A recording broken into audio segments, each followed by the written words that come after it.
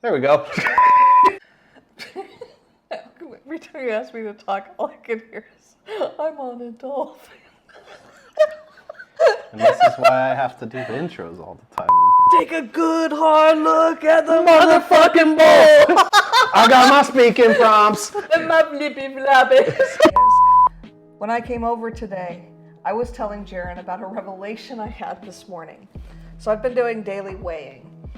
And partly I've been doing the daily weighing to get over my fear of the scale and just understand it's going to say what it's going to say regardless of what I do. But yesterday was a hard workout, and I really wanted the scale to be down.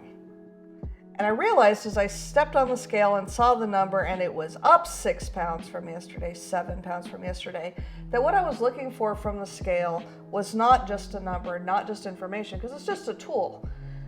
I was looking for validation from the scale to tell me that I worked hard enough yesterday. And so why don't we talk about that? Okay. Because I think it was the first time I realized I wanted an inanimate object that is just there for measurement purposes to give me something. Interesting. Okay. I wanted it to validate me. I wanted it to say, good job, all of that hard work doing the things you don't necessarily enjoy. Mm-hmm. Because Wednesdays are the hard day. I wanted to say good job. And the way it would say good job was being lower than it was yesterday. So is that something that you've seen, experienced, have thoughts about? Yes, lots of it. I typically fluctuate anywhere from like 3 to 10 pounds a day. Now that I'm lighter than I've been in the past, it's more like an average of probably 4 to 6 is pretty much my normal swing now. Yeah. But it used to be as high as 12 pounds in a day. I could definitely do, and summertime changed it. So I have weighed daily for lots of years, and I've done it from a lot of different places. Yeah. I've been in the place of, why isn't this shit going down? I just did all this stuff, it should be down. Yeah. So I faced that one. That one I learned kind of a long time ago because I always am up in weight after a training session. There's inflammation that happens and all those things, right? Typically a big workout, I'm up a few pounds for a day or two before I see any change. So I've already had to kind of work through that one. But that was definitely a hurdle at first. And how did you work through it? I educated myself and paid attention to the trends, and also it involved just facing what I was actually doing decision-wise.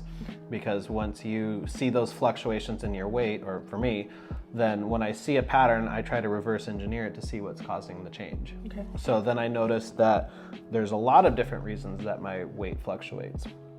In the summertime, because it's hot and I was in the gym, right? The gym is open air, so if it was 90 degrees outside, it was 90 degrees inside.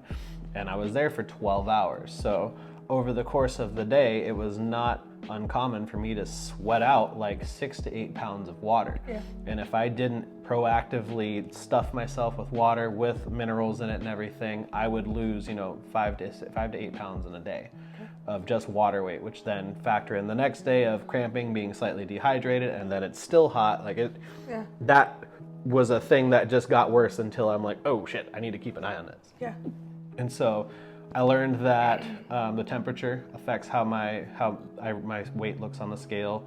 I then also, from years of force feeding and doing things like that to grow, learned how to account for the weight of the food, the volume of food that I eat.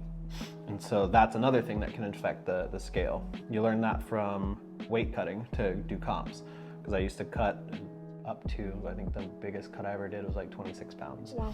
In over a 24-hour period. Pull all the water out, don't eat, like all those things, and then the next day you put all the weight back on. And so to do that, I learned that a gallon of fluids is about 8.